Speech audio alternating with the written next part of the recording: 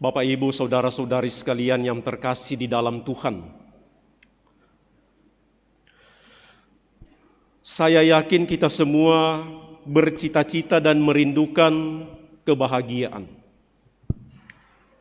Semoga kita bahagia.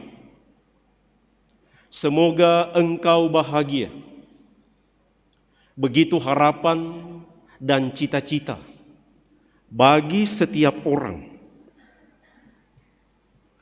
Dan karena itu berbagai cara orang usahakan untuk mencapai kebahagiaan itu.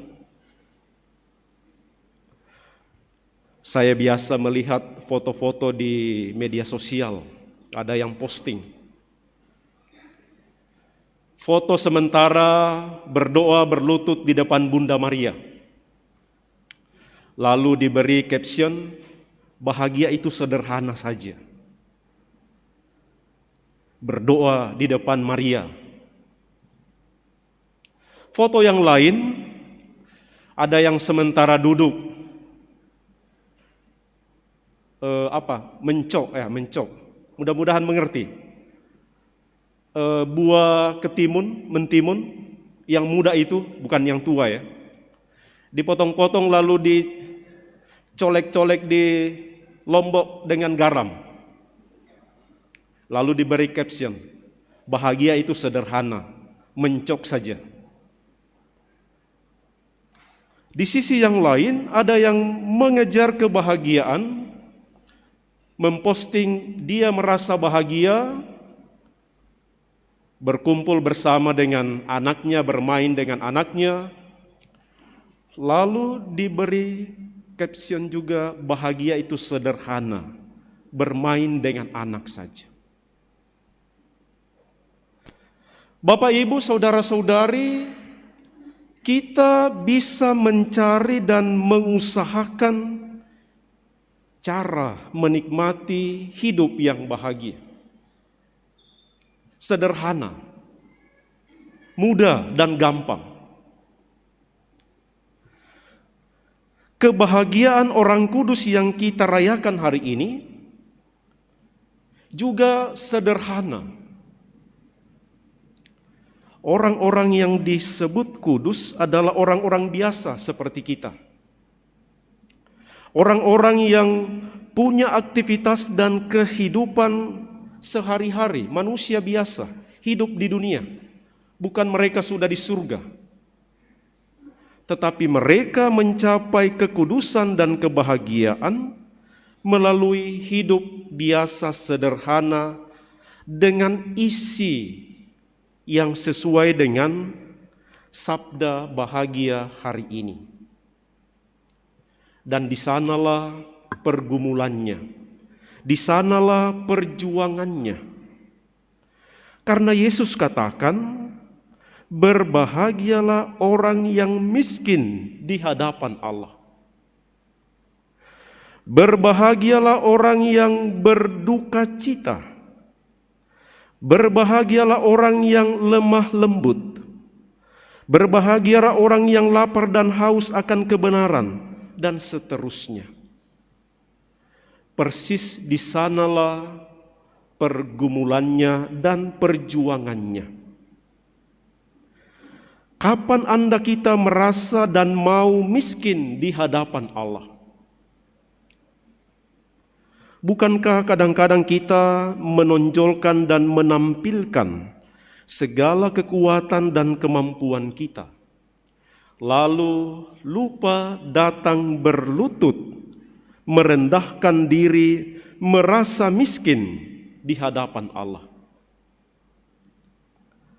Kapan kita menjadi orang yang lemah lembut? Bukankah tidak mau dilihat lemah lembut? Penakut dia itu kalau lemah lembut. Dia tidak berani itu kalau lemah lembut. Bukankah kita ingin menampilkan kekuatan-kekuatan yang ada pada diri kita? Berbahagialah orang yang murah hati, karena mereka beroleh kemurahan.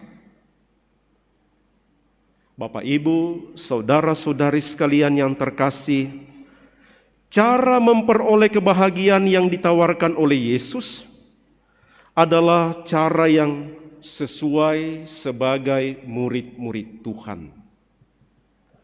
Bukan sesuatu yang berbeda tuntutannya bagi kita sebagai murid Yesus.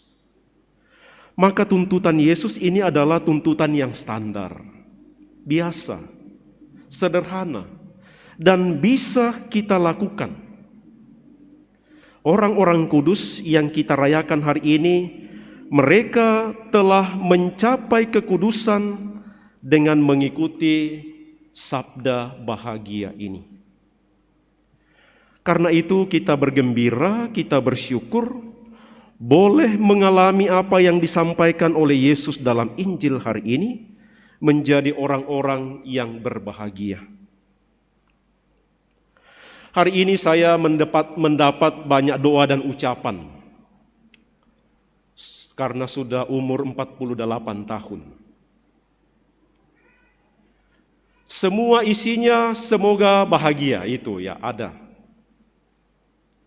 Meskipun tidak ditulis tapi saya yakin begitu, ya. Atau tidak diucapkan tapi saya merasa saja.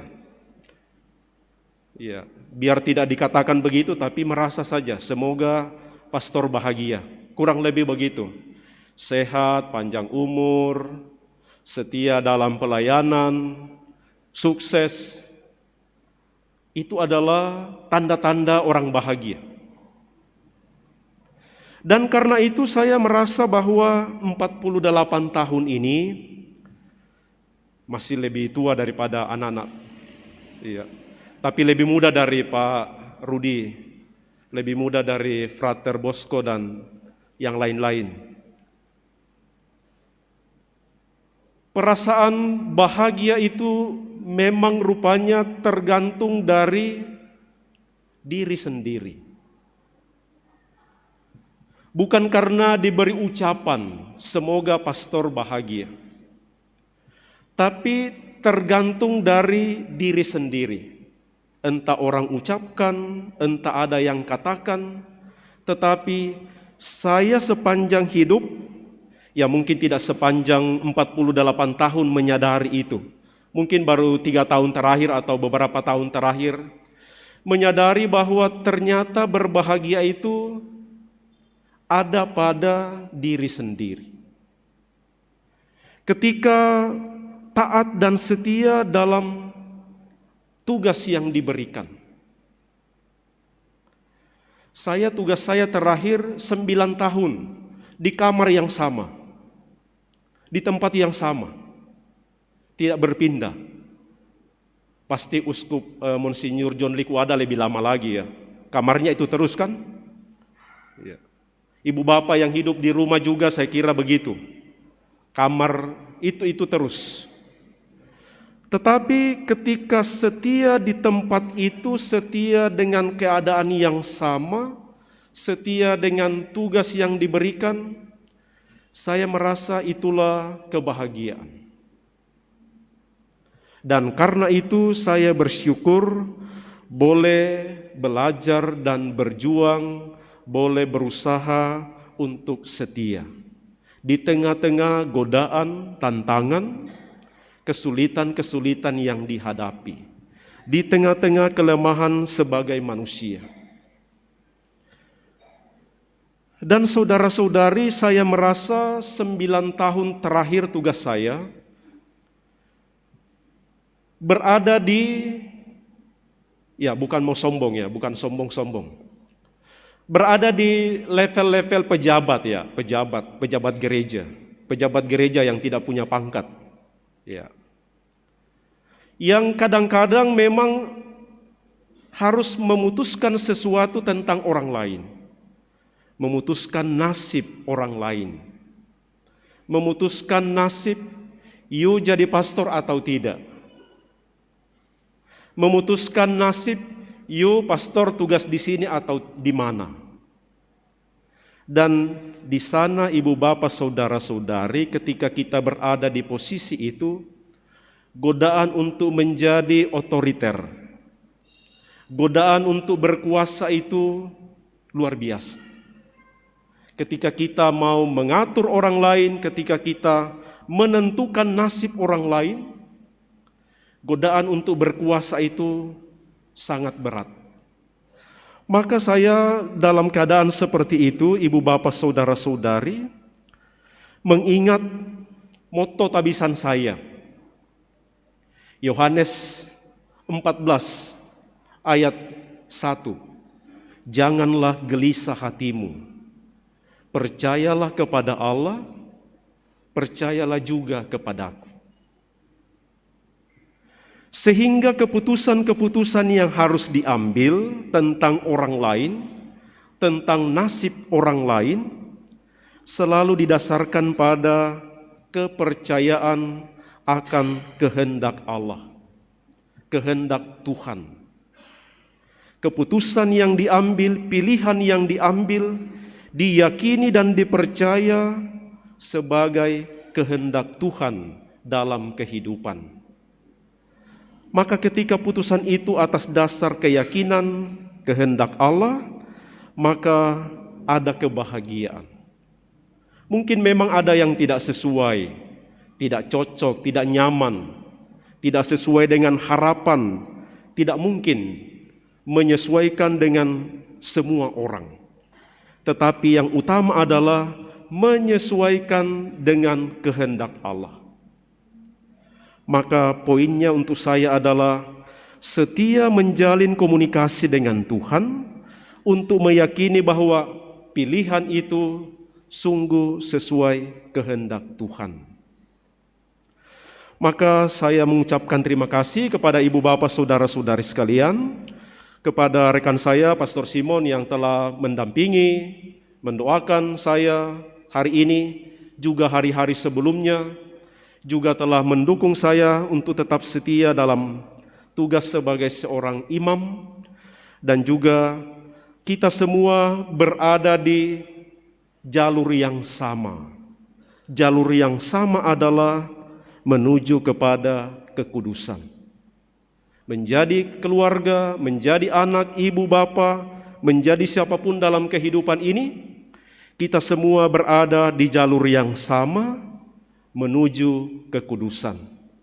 Maka mari kita saling mendukung dan mendoakan supaya kita tetap berada di jalur ini sampai akhirnya semua orang ketika nanti kita sudah meninggal, entah 50 tahun ke depan, berapa puluh tahun ke depan, kita semua menjadi orang-orang yang kudus. Didoakan dan masuk di dalam daftar hari raya semua orang kudus. Tuhan memberkati.